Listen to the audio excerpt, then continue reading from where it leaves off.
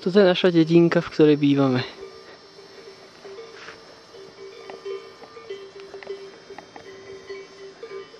Túra sa ešte len začína.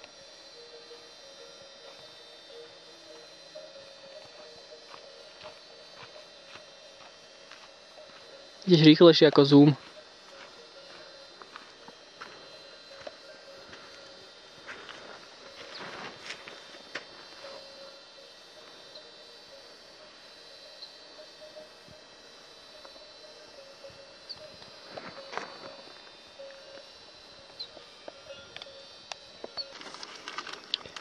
Je tu pekný výhľad, ale zase sa mi dosral zoom na kamere, takže si pozrieme len detaily koreňov.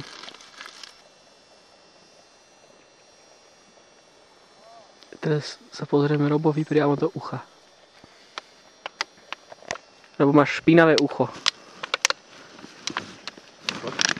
Mal si ho vyčistiť predtým, než budeme robiť nejaké pekné zábery.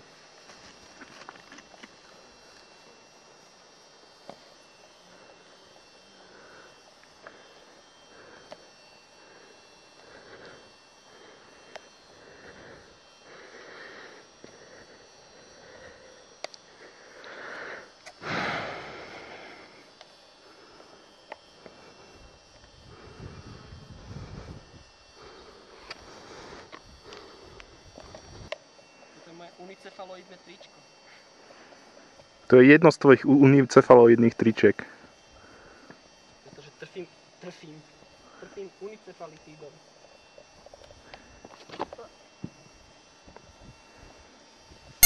Dobre.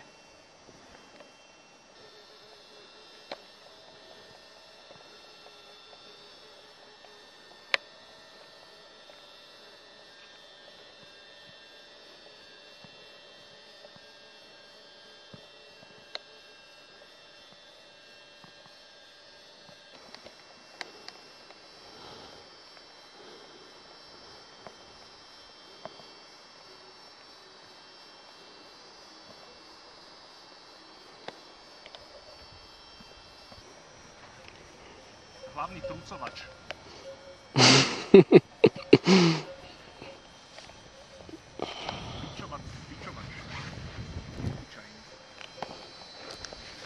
Pichus simplementaris.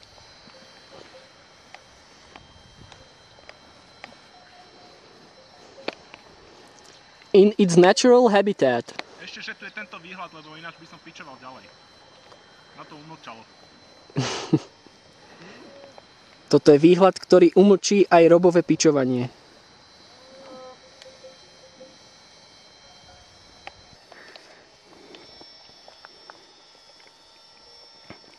Niečo z tohto by malo byť mulhacén. Teda dúfam.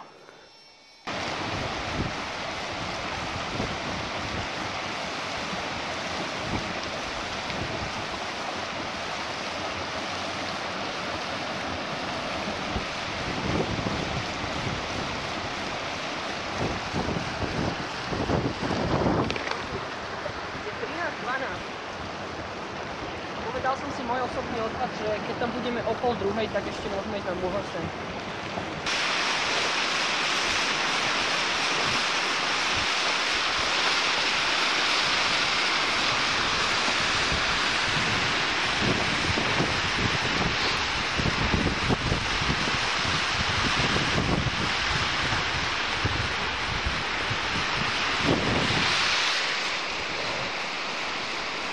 Si unavený?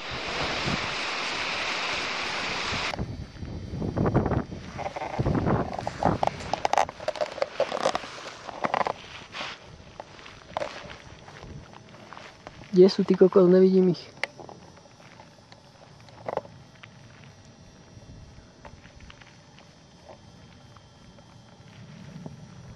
Tomu sa povie turistika. Na koňoch si sem vyliesť. Tak aj kone chcú mať turistiku, no. S detkom na chrbte je to priam záťaž. Adrenalinové. Čo povíš? Pekné je to tu, ale posledných pár metrov bolo dosť náročné.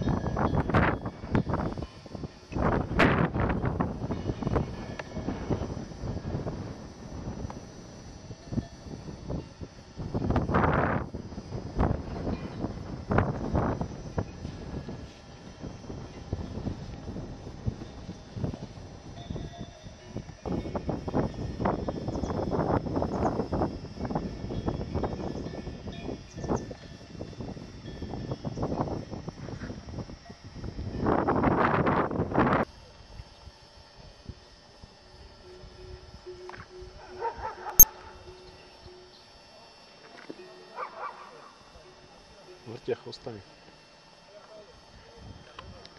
No dobre, tak bitka nebude. Niektorý z týchto kopcov pravdepodobne bohaté. Predpokladám, že tento. Alebo je to niekde takto. Proste sme odtiaľ asi 2 hodiny šlapania. Ale už to nezvládame, lebo je...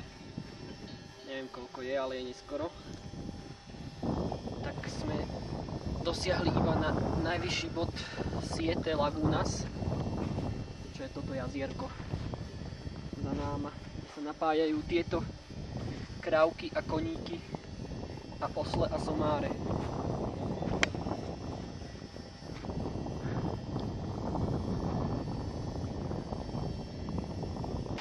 Poď.